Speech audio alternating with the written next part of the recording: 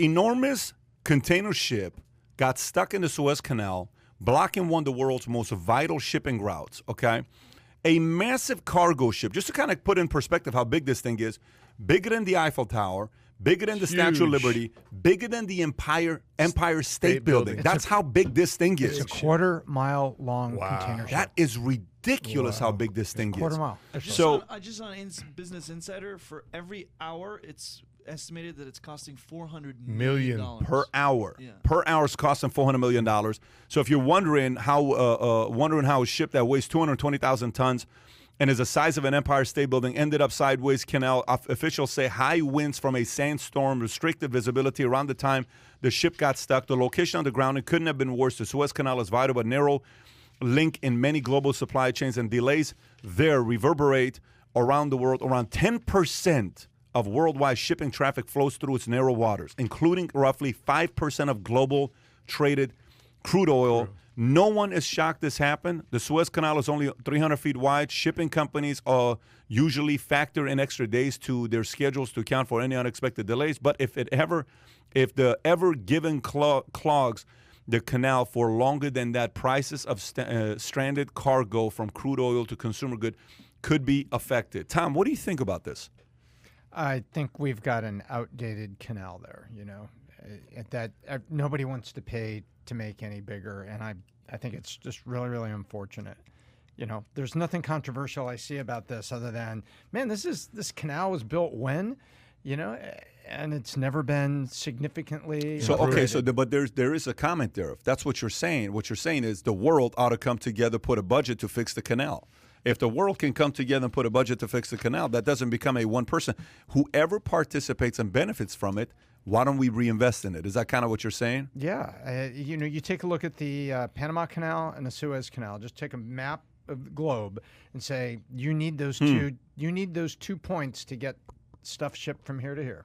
I think there would be an issue with that, though, because there's a toll they pay for going through the canal. So at that point, I'd say if I'm a captain, we're paying you to go through this. We're paying you to use this road. Why don't you fix it? That's your problem. It's the toll roads in New England suck. They're all full of potholes. All those tolls just go to the state. To your point, it should be used for maintenance and improvement, but we have a lot of examples on toll roads around the world that don't. Exactly. 3 to 5 million barrels of oil per day are held back, so that's going to spike up gas prices. Carrying jet fuel and gasoline oil is a gasoline. Here's a global map of all the ships on the ocean. Wow. Where's the Suez? Ships. And we'll go to the Suez Canal right here. Egypt. Yep. I think it's they were saying it's like 300 feet wide at one point. You got to be kidding me. Yeah. Yep. So it's very tiny. My gosh. Yeah, and they all have to stage. They stage their. Are you kidding me? That little bitty thing. Yep. Wait.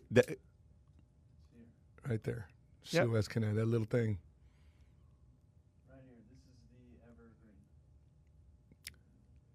evergreen. Are they able to fix it or not yet? Are they making progress? It's stuck.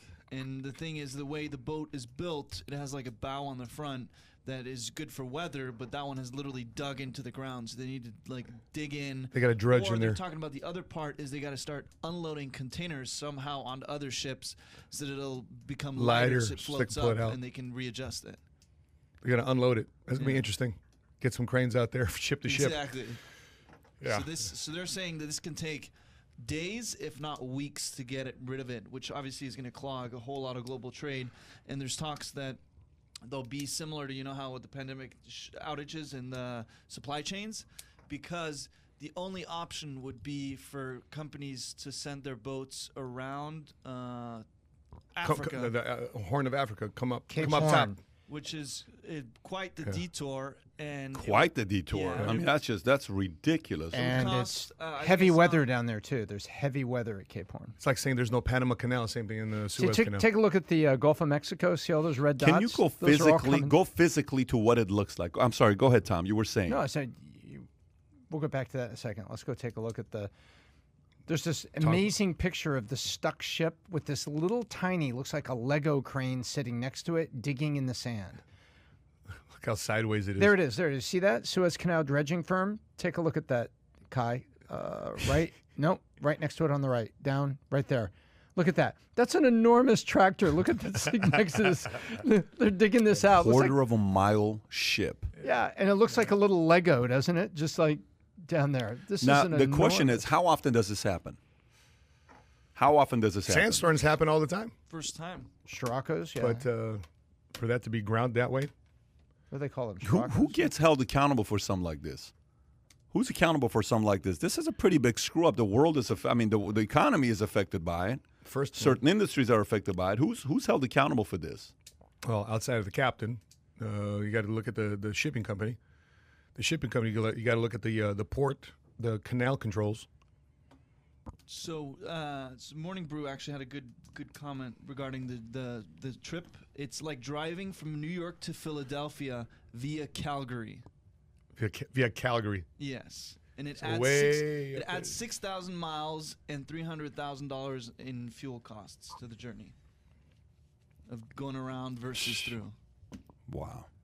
So the things, this is possibly a justification for, again, gas prices to go up, fuel prices to go up, other things that this Suez Canal ships to other manufacturers for goods and services to go up. Perfect Tom, are time you for checking stimulus. something? Were you looking at the Suez Canal stuff, or? Yeah. So basically, you've got two choices. Choice number one is you reroute things. Choice number two, freaking world comes together and figures out how to offload some of this stuff, make it lighter, and then you need, that's a giant tractor there. You need.